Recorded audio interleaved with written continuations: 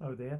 I've got a harmonica in today, and it's a 64 harmonica. And I just wanted to show you a very common fault with Windsavers that do drive people nuts. I'm going to demonstrate it here. I'm going to find it, and then when you hear it, you'll think, yep, that's sometimes what I get. And then I'm going to explain to you how we deal with it. So this is the problem with it.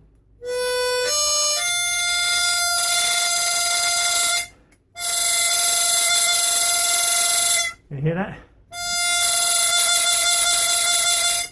Big Windsaver problem. And I'm going to take the covers off, so I'm going to show you what's happening to the Windsaver.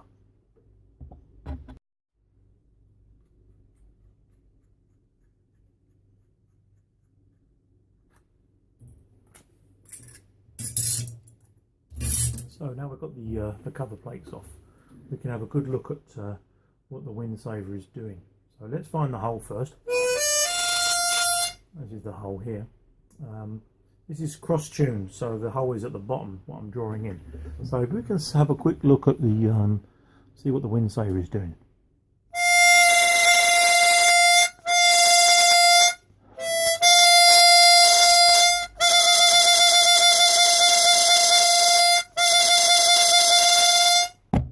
So what's happening there is that the air, it's a draw note here. And as you're drawing in, there is such a good seal in that chamber that it's sucking the Windsaver into the hole. This is the Windsaver that's stuck on the blow reed, so it's on the top here, and it's sucking itself. There's such a pressure in there that it's sucking the Windsaver into the hole. And as it sucks the Windsaver into a hole, the Windsaver collapses on the side, and it allows air to rush in, and it pops back up again. And it gives you this oscillating beat where the Windsaver is being sucked in, and then the pressure takes it out again, and then it's sucked in again. And that's what you can hear there. If I demonstrate that it is that Windsaver, is I can hold it down. You can hear it's perfect. So it's definitely this Windsaver.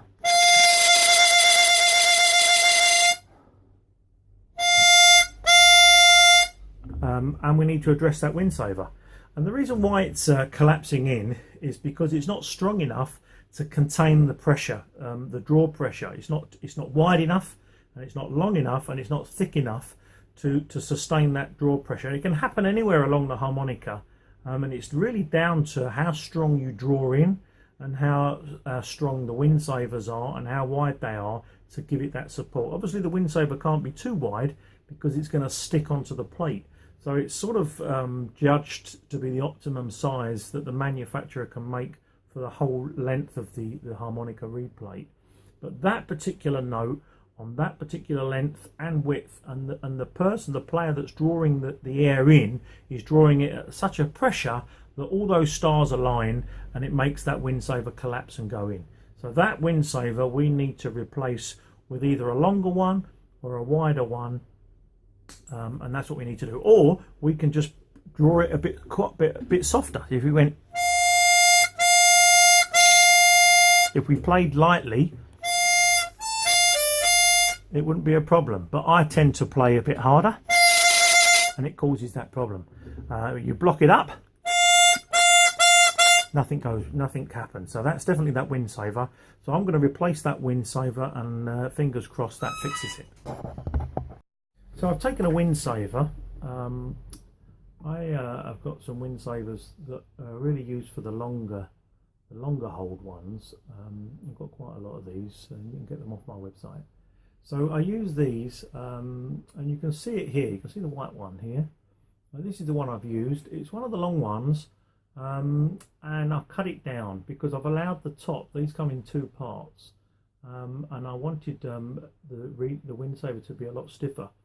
So I can trim this down and adjust the Windsaver tension really by allowing this the top part to be a lot longer.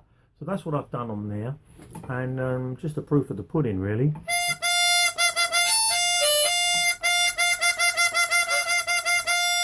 can hear that no matter what breath I draw in, it sort of fixed it. So that's it. That's a very common problem that people have with chromatics and that noise. There's the police there. Anyway, so that's it. That's how you fix it, and this one's ready to go back out again. So thanks very much. Thanks for watching John Cook Harmonicas.